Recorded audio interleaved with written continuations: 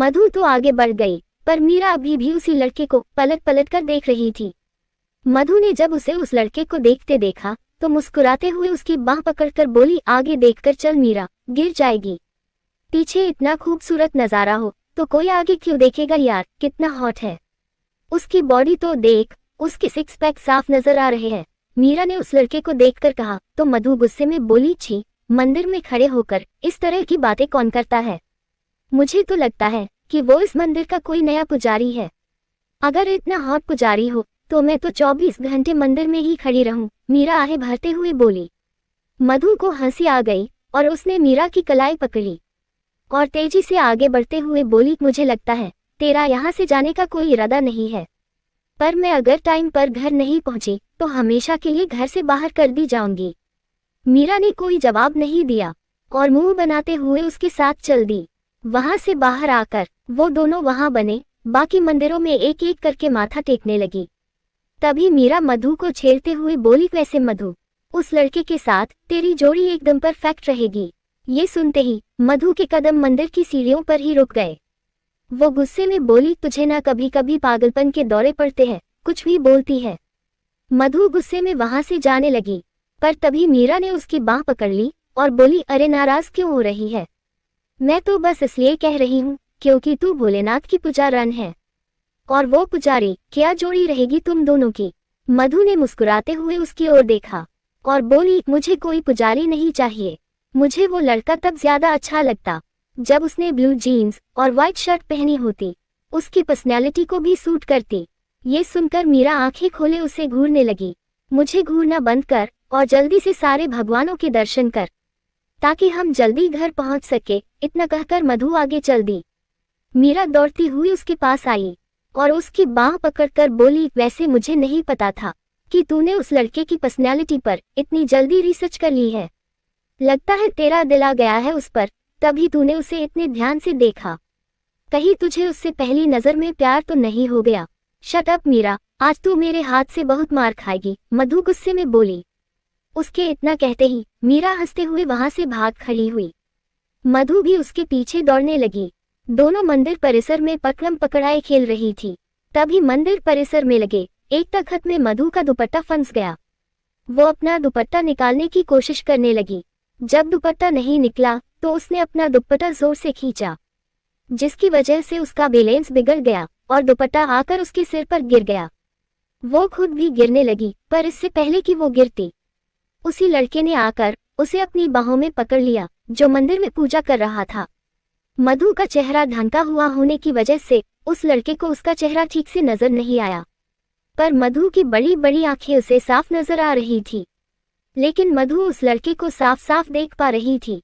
मीरा ने जब उन दोनों को ऐसे देखा तो उसकी आंखें खुली की खुली रह गई, क्योंकि मंदिर में पूजा करने वाला लड़का उसके सामने ब्लू जींस और व्हाइट कलर की शर्ट में मधु को बाहों में लिए खड़ा था।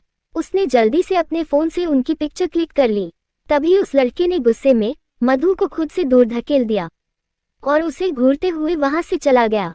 उसके जाते ही मीरा भागती हुई मधु के पास आकर बोली, मधु आज कुछ और मांग लेती मेरी जान तो तुझे वो भी मिल जाता। मतलब? मधु ने अपने सिर से दुपट्टा हटाकर पूछा। तो मीरा ने मुस्कुराते हुए उसके कंधे पर हाथ रखा और बोली, मतलब ये माय डियर फ्रेंड कि शायद आपने ध्यान नहीं दिया, उस लड़के ने ब्लू जीन्स और व्हाइट शर्ट पहनी थी।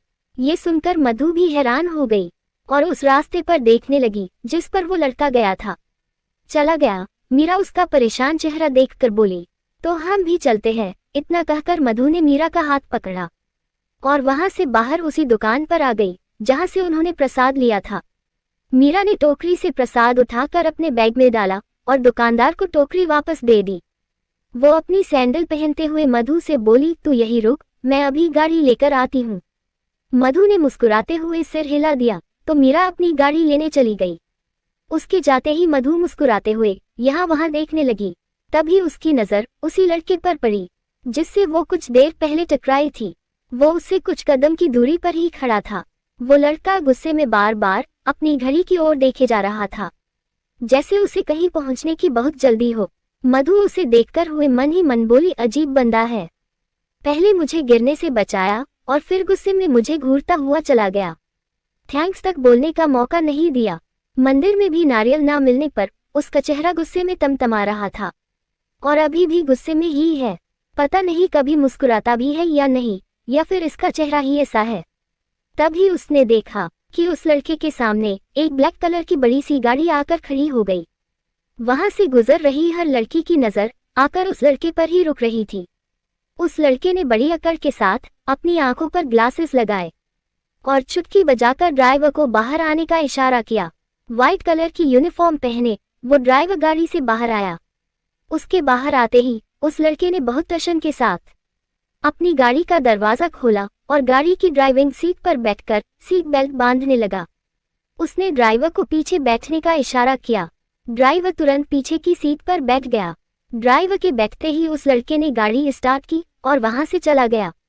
मधु उसे जाते देख ही रही थी कि तभी मीरा अपनी गाड़ी लेकर उसके सामने आकर खड़ी हो गई। मधु ने दूसरी तरफ का दरवाजा खोला और जल्दी से गाड़ी में बैठ गई तो मीरा ने गाड़ी स्टार्ट करते हुए पूछा, उस लड़के को ढूंढ रही थी। शट अप मीरा, मधु सीट बेल्ट बांधते हुए बोली। मीरा मुस्कुराने लगी तो मधु फिर से बोली, उस लड़के का चेहरा देखा था तूने? ऐसा लग रहा था जैसे पैदाइशी खड़ूस हो। ये सुनकर मीरा मुस्कुरा दी।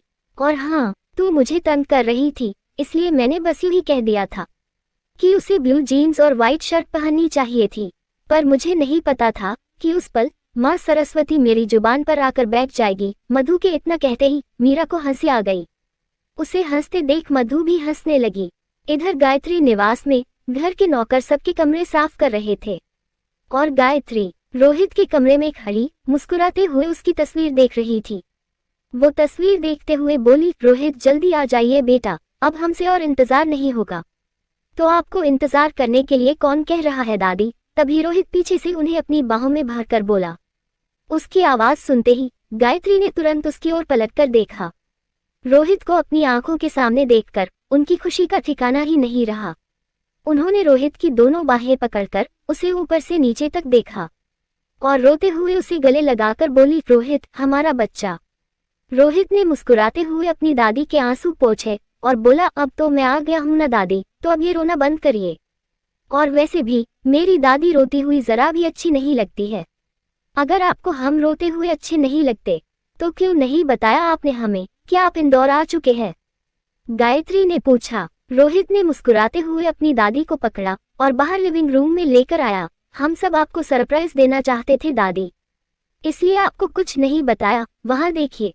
रोहित ने अपनी उंगली से इशारा किया तो गायत्री की नजर अपने बेटे और बहू पर पड़ी। उन्हें देखकर उनके चेहरे की खुशी और बढ़ गई। उनकी बहू ममता ने अपने कंधे से अपना बैग उतारा और आगे बढ़कर उनके पैर छूकर बोली, कैसी है माँ आप? गायत्री उसके सिर पर हाथ फेरकर बोली, हम ठीक है बेटा, आप कैसी है? ममता कुछ बोल पाती उसके पहले ही उनके बेटे चेतन ने आगे आकर उन्हें गले लगाया और बोले, माँ बहुत मिस किया हमने आपको, बहुत। गायत्री भी मुस्कुराते हुए बोली, याद तो हमने भी आप सबको बहुत किया। 8 महीने आप सबके बिना रहे हैं तो सिर्फ हम जानते हैं कि हमने ये दिन आप सबके बिना कैसे गुजारे हैं। उनकी बातें सुनकर ममता बोली, इसलिए तो हम चाहते थे कि आप ही हमारे साथ चले, पर आप इस घर को छोड़कर कहीं जाना ही नहीं चाहती है। चेतन ने उन्हें पकड़कर सोफे पर बैठाया और बोले, माँ आप तो जानती है ना कि मेरा बिजनेस लंदन में भी फैला हुआ है, इसलिए मुझे ज्यादातर वहाँ रहना पड़ता है। पर जब भी मैं यहाँ आता हूँ तो आपसे बस एक ही रिक्वेस्ट करता हूँ कि प्लीज आप ही हमारे साथ लंदन चलिए। पर आप ये घर और ये शहर छोड़ना ही नहीं चाहती। प्लीज माँ हमारे साथ चलिए, हर वक्त आपकी फिक्र लगी रहती है हमें वहाँ।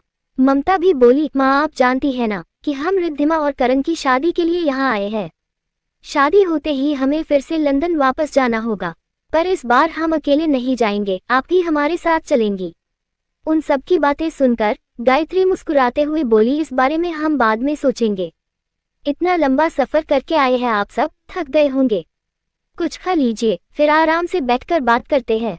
इतना कहकर वो पास खड़ी सीमा से बोली, सीमा सबके लिए चाय लेकर आइए और फिर लंच की तैयारी करिए। जी दादी माँ। सीमा तुरंत किचन में चली गई। रोहित ने पूरे घर में अपनी नजरें दौड़ाई और फिर काउच पर बैठते हुए बोला, दादी माँ पिछले 6 महीने में मैंने जब जब आपको फोन किया है मुझे सिर्फ एक ही नाम सुनाई दिया है, मधु। आप तो कह रही थी कि वो सुबह 7 बजे से रात के 10 बजे तक आपके साथ होती है, पर मुझे तो कहीं नजर नहीं आ रही। गायत्री ने मुस्कुराते हुए जवाब दिया, बेटा आज उनका जन्मदिन है, इसलिए हमने ही उन्हें आज छुट्टी दी है। ओह, मतलब जिस लड़की की तारीफ मेरी दादी माँ हमेशा करती रहती है, उससे मिलने के लिए मुझे एक दिन का इंतजार और करना होगा, रोहित मुंह बनाकर बोला। गायत्री मुस्कुरा दी तो रोहित काउच से उठकर ऊपर अपने कमरे में जाते हुए चीखा, सीमा प्लीज मेरी चाय मेरे रूम में ले आना। रिद्धिमा कहाँ है? तभी गायत्री ने चेतन से पूछा तो ममता ने मुस्कुराते हुए जवाब दिया, माँ वो अपनी शादी की शॉपिंग के लिए दिल्ली में रुक गई है, जल्दी ही वापस आ जाएंगी। वैसे भी शादी में बहुत कम वक्त रह गया है और सगाई तो एक हफ्ते बाद ही है। इतना कहकर ममता ने चेतन की ओर देखा और बोली, सुनिए जी आप जरा बलदेव भाई साहब को फोन तो करिए, उन्हें बता तो दीजिए कि हम भी इंदौर आ गए हैं, और उनसे ये भी पूछ लीजिए कि करण इंदौर में है या फिर अपने बिजनेस के सिलसिले में कहीं बाहर गया है, क्योंकि आपके होने वाले दामाद को बिजनेस के अलावा कुछ नजर नहीं आता। पता चले कि सगाई के दिन भी वो लापता ही रहे। ये सुनकर चेतन और गायत्री को हंसी आ गई। चेतन हंसते हुए बोले, खुराना कंस्ट्रक्शन का एमडी है मेरा होने वाला दामाद, और तुम अच्छे से जानती हो कि सिर्फ इंदौर ही नहीं बल्कि इंडिया से बाहर भी उसका बिजनेस फैला हुआ है, इसलिए उसके पास वक्त की बहुत कमी होती है। तभी सीमा ने चाय की ट्रे लाकर टेबल पर रखी और सबको चाय देने लगी। ममता चाय लेते हुए फिर से बोली, सही कहा आपने, बहुत बिजी होता है करण, पर अगर इंडिया में होता है तो हर सोमवार को बाबा महाकाल के दरबार में हाजिरी लगाने जरूर पहुंच जाता है। और एक आपकी बेटी है जिसे ये तक नहीं पता कि आरती की थाल किस ओर घुमाई जाती है। ये सुनकर गायत्री परेशान हो गई, पर चेतन हंसने लगे और चाय पीते हुए बोले, शादी के बाद सब कुछ अपने आप सीख जाएगी। गायत्री फिर से सोच में पड़ गई और ममता भी चाय पीने लगी। इधर मीरा गाड़ी ड्राइव कर रही थी और मधु परेशान सी बस यही सोच रही थी कि आज वो लीव लेकर मीरा के साथ उज्जैन चली तो गई, पर अगर वो अपनी सैलरी लेकर घर नहीं पहुंची तो उसकी माँ बहुत नाराज होगी। उसे अपने पापा की भी चिंता हो रही थी और अपने भाई की फीस की भी। वो मन ही मन खुद से बोली, मधु तू अपने जन्मदिन के चक्कर में दादी माँ से तनख्वाह लेना ही भूल गई, फिर से जाएगी तो पता नहीं दादी माँ क्या सोचेंगी तेरे बारे में। क्या सोच रही है? तभी मीरा ने पूछा। मधु ने उसकी ओर देखकर जवाब दिया, आज दादी माँ ने बताया था कि उनकी फैमिली बहुत जल्द वापस आ रही है। मैं बस यही सोच रही थी कि उनकी फैमिली के आने के बाद अगर उन्होंने मुझे टाटा बाय बाय कर दिया तो। ये सुनकर मीरा भी सोच में पड़ गई और बोली, मुझे नहीं लगता मधु कि दादी माँ तुझे कभी नौकरी से निकालेंगी, क्योंकि उन्हें बहुत लगाव हो गया है तुझसे। वो तुझे अपनी फैमिली की तरह ही समझने लगी है, इसलिए तू टेंशन मत ले। और अगर उन्होंने तुझे नौकरी से निकाल भी दिया तो हम तेरे लिए दूसरी नौकरी ढूंढ लेंगे। ये सुनकर मधु मुस्कुराते हुए सामने देखने लगी। सामने देखते ही वो चौंक गई और गुस्से में मीरा से बोली, मीरा चुपचाप गाड़ी मेरे घर की तरफ ले, हम राजबाड़े नहीं जाएंगे। शट अप मधु, मुझे तेरे लिए बर्थडे गिफ्ट्स लेने हैं और वो लिए बिना मैं तुझे तेरे घर ड्रॉप नहीं करूंगी, समझी तू? मीरा ने गाड़ी को दाएं घुमाते हुए कहा। मधु को उस पर बहुत गुस्सा आ रहा था, पर वो चाहकर भी उससे कुछ बोल नहीं पाई और मुंह बनाकर बैठ गई। कुछ देर में दोनों राजबाड़े पहुंच गई। मीरा ने ठीक राजबाड़ा चौक पर अपनी गाड़ी रोकी और बोली, तू यही रुक, मैं गाड़ी रखकर आती हूँ। मधु ने सिर हिला दिया और गाड़ी से बाहर आ गई। मीरा गाड़ी लेकर वहां से चली गई। राजबाड़े पर आना मधु को भी बहुत पसंद था, इसलिए अपने चारों ओर इतनी सारी चहल पहल देखकर उसके चेहरे पर बड़ी सी मुस्कान आ गई। उसने पलटकर राजबाड़े पर बने महल की ओर देखा, जिसकी वजह से ही उस जगह का नाम राजबाड़ा पड़ा था। महल में मरम्मत का काम चल रहा था और उसे आम जनता के लिए बंद कर दिया गया था। मधु मुंह बनाकर फिर से सामने देखने लगी। उसके सामने से बहुत सी गाड़ियां गुजर रही थी और उसके पास एक लड़का चश्मे और घड़ियां बेच रहा था। पास ही एक औरत अपने 5 साल के बच्चे के साथ खड़ी उसके लिए चश्मा देख रही थी। मधु भी उस लड़के के पास जाकर घड़ियां देखने लगी। उसे एक घड़ी पसंद आई और उसने उस लड़के से पूछा, भैया ये कितने की है? 250 रुपये की, उस लड़के ने जवाब दिया। मधु घड़ी वापस रखते हुए बोली, नहीं चाहिए भैया। वो वापस अपनी जगह पर आकर खड़ी हो गई और घड़ी वाले के पास खड़े बच्चे को देखकर मुस्कुराने लगी। तभी उस बच्चे की नजर एक बलून वाले पर पड़ी और वो बच्चा अपनी माँ की साड़ी छोड़कर सड़क पर खड़े उस बलून वाले की ओर बढ़ने लगा। पर मधु ने भागकर उस बच्चे को पकड़ा और बोली, कहाँ जा रहे हो, जाओ अपनी मम्मी के पास। बच्चा भागता हुआ अपनी मम्मी के पास वापस चला गया।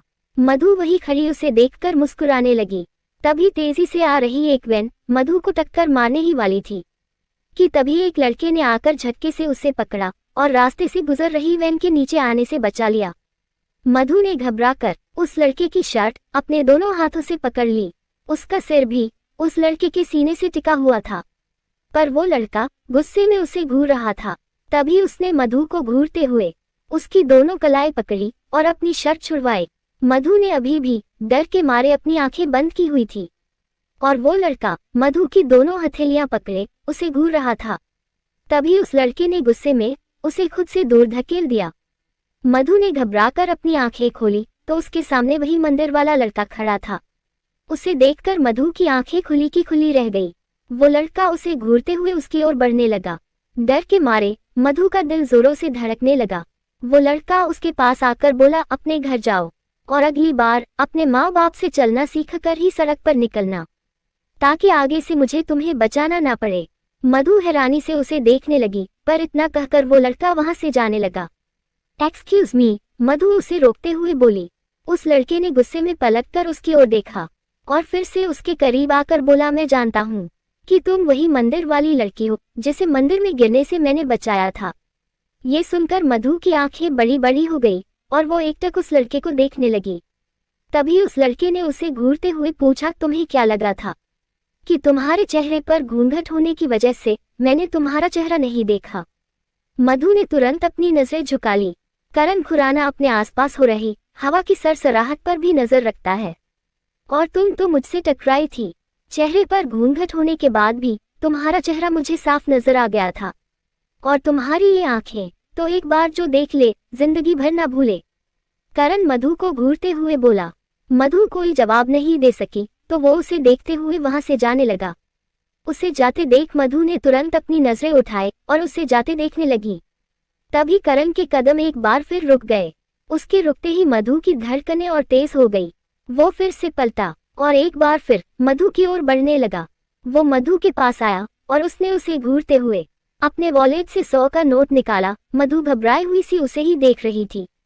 तभी करण ने उसकी दाईं हथेली पकड़ी और उस पर 100 का नोट रखकर उसकी मुट्ठी बंद करते हुए बोला, करण खुराना को किसी का एहसान लेना पसंद नहीं है। महाकाल मंदिर में तुमने मुझे अपनी पूजा का नारियल दिया था, ये उसी एहसान की कीमत है। मधु उसकी इस हरकत से हैरान थी और उसे उस पर बहुत गुस्सा भी आया, पर करण उसे घूरता हुआ जाने लगा। रुके। तभी मधु गुस्से में ऊंची आवाज में बोली। उसकी आवाज सुनकर करण के कदम रुक गए, पर उसने मधु की ओर पलटकर नहीं देखा। मधु गुस्से में उसके ठीक सामने आकर खड़ी हो गई। उसने उसे घूरते हुए उसकी हथेली पकड़ी और फिर उसके हाथ में उसका ही नोट रखकर उसकी मुट्ठी बंद करते हुए बोली, ये नोट और ये गुरूर दोनों अपने पास संभाल कर रखिए मिस्टर करण खुराना, क्योंकि उस वक्त मंदिर में मैंने आपको पूजा का नारियल ये सोचकर नहीं दिया था कि मैं आप पर कोई एहसान कर रही हूँ, बल्कि इसलिए दिया था ताकि आपकी पूजा अधूरी ना रह जाए। फिर भी अगर आपको मेरी मदद एहसान लगी तो आप वो एहसान मंदिर में ही उतार चुके थे, मुझे गिरने से बचाकर। उसकी बातें सुनकर करण ने अपनी बंद मुट्ठी देखी और फिर से उसे घूरने लगा, पर मधु इतना कहकर वहां से गुस्से में जाने लगी। करण गुस्से में तमतमाया हुआ उसे जाते देख रहा था। वो कुछ कदम ही चली थी कि तभी अचानक उसके कदम रुक गए और वो पलटकर करण से बोली, वैसे मेरी जिंदगी इतनी कीमती नहीं थी जिसे बचाने के लिए आपने अपनी कीमती जिंदगी खतरे में डाल दी। फिर भी मेरी जान बचाने के लिए आपका बहुत बहुत शुक्रिया। आपका यह एहसान मैं जिंदगी भर नहीं भूलूंगी। आपने मंदिर में भी मुझे गिरने से बचाया था, उसके लिए भी थैंक यू। इतना कहकर वो फिर से मीरा का वेट करने लगी। करण उसे गुस्से में घूरता हुआ कुछ दूर खड़ी अपनी गाड़ी के पास पहुंचा। उसने अपनी आंखों पर ग्लासेस लगाए और फिर से पलटकर मधु को देखने लगा। मधु भी गुस्से में उसे ही घूर रही थी। करण ने गाड़ी का डोर खोला और गाड़ी में बैठकर अपनी गाड़ी स्टार्ट की और मधु के बहुत नजदीक से अपनी गाड़ी लेकर निकल गया। उसके जाते ही मधु ने गहरी सांस ली और खुद से बोली, बाप रे, एक पल के लिए मुझे ऐसा लगा जैसे कोई तूफान मेरे बहुत नजदीक से गुजरा हो। इतना गुस्सा और उससे भी ज्यादा पैसों का इतना गुरूर, 100 बार तौबा ऐसे लोगों से। उसने ऊपर आसमान की ओर देखा और फिर से बोली, भोलेनाथ, मुझे इस तूफान से बचाने के लिए थैंक यू, पर उस लड़की पर जरूर दया करना जो इनके साथ अपनी सारी जिंदगी बिताएगी। किस पर दया करना? तभी मीरा ने आकर पूछा। मधु ने उसकी बात का कोई जवाब नहीं दिया और गुस्से में बोली, कहाँ चली गई थी? मैं कितनी देर से तेरा इंतजार कर रही हूँ। मीरा ने मुस्कुराते हुए उसकी बांह पकड़ी और राजबाड़े के पास की सड़क से चोर बाजार की ओर चलते हुए बोली, जब मैं गाड़ी पार्क करने गई थी तो वहीं पास एक शोरूम पर मुझे एक बहुत खूबसूरत सी ड्रेस दिखाई दी। उसे खरीद कर गाड़ी में रखकर आई हूँ। ओह, तो इसलिए देर हो गई? मीरा ने हाँ में अपना सिर हिला दिया। तभी चलते चलते उसकी नजर मधु के कानों पर गई और उसने हैरानी से पूछा, मधु, तेरा एक झुमका कहाँ है? मधु ने तुरंत अपने दोनों कानों पर हाथ रखा। उसके बाएं कान में झुमका नहीं था। उसे कुछ देर पहले हुआ हादसा याद आया जब करण ने उसे बचाया था। तभी मीरा बोली, लगता है कहीं गिर गया। तुझे पता भी है कि अभी यहाँ मेरे साथ क्या हुआ? मधु चोर बाजार के अंदर आकर बोली। मीरा ने मुस्कुराते हुए पूछा, क्या हुआ है मधु? मधु उसे सब बताने ही जा रही थी कि तभी अचानक उसकी नजर चोर बाजार में लगी ढेर सारी दुकानों पर पड़ी और उसके चेहरे पर मुस्कान आ गई। उसे मुस्कुराता देख मीरा बहुत खुश हुई। चल चलकर सस्ते सुंदर शॉपिंग करते हैं, जैसी तुझे पसंद है। मधु हंस दी और दोनों चोर बाजार की सकड़ी सी गली के अंदर घुसी, जहां गली में दोनों ओर कुछ लोग सामान लेकर जमीन पर ही बैठे हुए थे तो कुछ लोगों ने दुकानें लगाई हुई थी। भीड़ इतनी ज्यादा थी कि अगर पीछे से एक धक्का लगे तो इंसान गली के दूसरे छोर पर सीधे बर्तन बाजार पहुंच जाए, पर वहां इतनी कम जगह में भी जरूरत का हर सामान मिल रहा था। कपड़े, जूते, चप्पल, कॉस्मेटिक का सामान, झुमके, चूड़ियां और भी न जाने क्या क्या। मधु और मीरा हर दुकान पर रुककर कुछ न कुछ देख रही थी, पर मधु के पास ज्यादा पैसे नहीं थे, इसलिए वो अपनी पसंद की चीजें देख तो रही थी, पर उससे ये कहकर वापस नीचे रख देती कि आगे देखते हैं। पर मीरा उसकी बचपन की दोस्त थी और उसे बहुत अच्छे से पता था कि मधु को क्या पसंद है, इसलिए वो उसकी पसंद की चीजें ले जा रही थी। उस छोटे से बाजार में 2 घंटे कैसे बीत गए मधु को पता ही नहीं चला। दोनों ढेर सारा सामान हाथों में लिए चोर बाजार से बाहर आई। बाहर आते ही मधु बोली, मीरा, अब अगर हम यहाँ आ ही गए हैं तो चलकर यहाँ की कचौड़ी भी खा लेते हैं, वरना रात भर मेरा पेट दर्द करेगा। मीरा मुंह बनाकर बोली, पर अगर हमें देर हो गई तो तेरी माँ तुझे बहुत डांटेगी। मधु मासूमियत से मुस्कुराई और बोली, यहाँ की कचौड़ी खाकर ही अपना पेट भर लूंगी तो माँ की डांट का असर थोड़ा कम होगा। ये सुनकर मीरा को बहुत जोर की हंसी आ गई और मधु को भी। चल, मीरा ने उसकी हथेली थामी और दोनों इमामबाड़े के सामने से निकलकर कचौड़ी की दुकान की ओर जाने लगी।